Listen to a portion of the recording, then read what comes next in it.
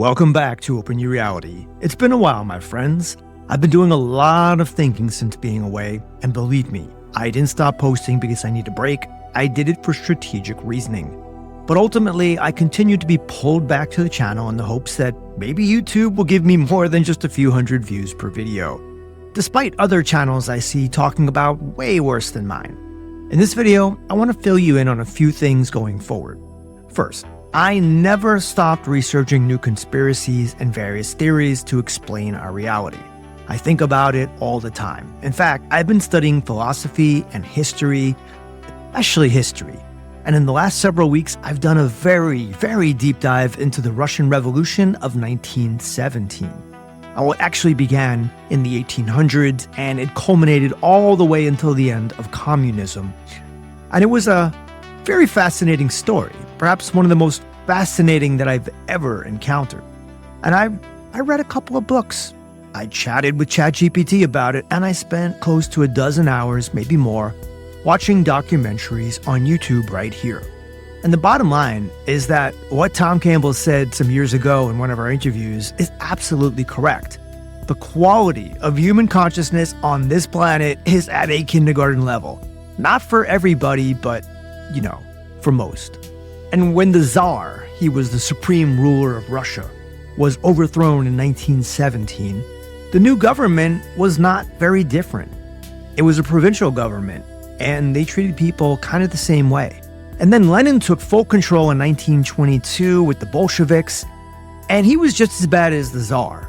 He went on killing sprees, he committed atrocities, and he did all that in the name of control.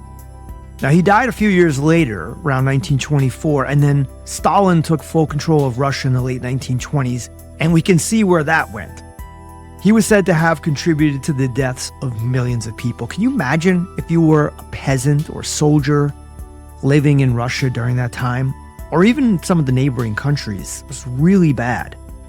And we take for granted what we have here today. That's what history teaches me the most. And the numbers that were killed in Stalin's Russia range from between 8 and 50 million, with most historians claiming around 15 million, maybe 20 million. But still, think about that. Millions of people.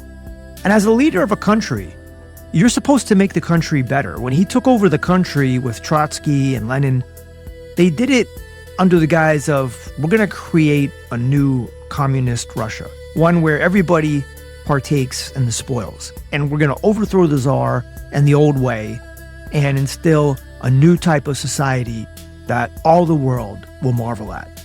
And within days, it's back to being another dictatorship. So, look, guys, even one death wrongly committed is too much. It shows that no matter who is in power or what system they're following, the vile character of human nature will eventually rear its head. And of course, not all dictators are as bad as Stalin, but we did see some really bad ones in the 20th century. So where am I going with all this?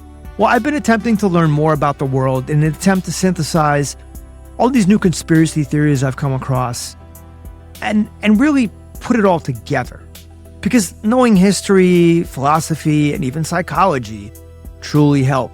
And of course, knowing about religion and geography as well is very important. It takes time to study and digest these subjects, as you probably know. And I also found out there's a lot of great history YouTube channels where people are just talking about history. But anyway, a conspiracy theory researcher, let me rephrase that. A conspiracy fact researcher needs to know an awful lot to connect the dots. That's why some of the best of all time, Jordan Maxwell, David Icke, and Jim Marrs, all of them devoted their life to this. Time is needed. Time to mull over the facts and the theories. Time to have discussions on them. And even time to write about them. And that leads me into my next point of news. I finally decided to take the plunge and write a book about what I know. So many people have asked me this through the years. And this will be the first. This book will be the first in a series of at least 3 books, probably more than that. I have enough information for 5 books, but we'll see how things go. I'm currently writing the first one now, and it will be on some of the new conspiracy theories I've been learning about in my hiatus. And I'm really excited to talk about them on the channel because I've spent so much time talking about Mandela effects, simulation theory, afterlife, but I really want to touch on some of these new crazy conspiracy theories. I really love them. It's fun to speculate. And, like what I've learned in this universe, anything is possible. So I've also been learning more about physics, the quantum world, and space from authors like Michio Kaku. And for all you flat earthers out there, well, what can I say? I'm about 70% through Michio Kaku's The God Equation. It's a great book. Michio Kaku always writes great books. And it's a book that expounds on how scientists from Isaac Newton to Albert Einstein to Richard Feynman and beyond have worked to create a theory unifying all the forces of nature. And if I remember correctly, it's gravity, it's the strong and weak nuclear force, and it's electromagnetism. So it's been very difficult for scientists to put them all together. And as of today, that's string theory, which, if you don't know what it just means tiny vibrating strings create all the particles in the universe. But they're not sure of it. But it's actually a fascinating story, and I enjoyed learning about all the different characters in science, history who have made a difference, and they are quite out there.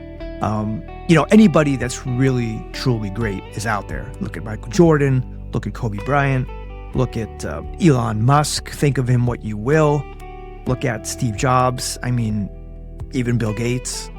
If you really go into, and I know all the conspiracies on these people, but if you go into the history of them and just research on how they grew up from the time they were just little boys, from 6, 7 years old, they were these obsessed geniuses, these kind of nerds who all they did was practice their craft and learn. Like Bill Gates, he used to fall asleep at his keyboard coding, and then he would just wake up and keep going. And all he did and all he ever wanted to do. And Elon Musk was similar.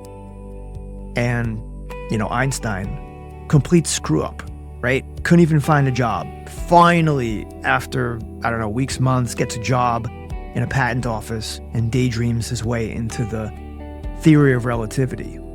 By the way, one of my favorite biographies on Einstein is called Creator and Rebel by Banish Hoffman. It's a really good book. And my favorite Feynman book, or I should say biography, is called Genius by James Gleick.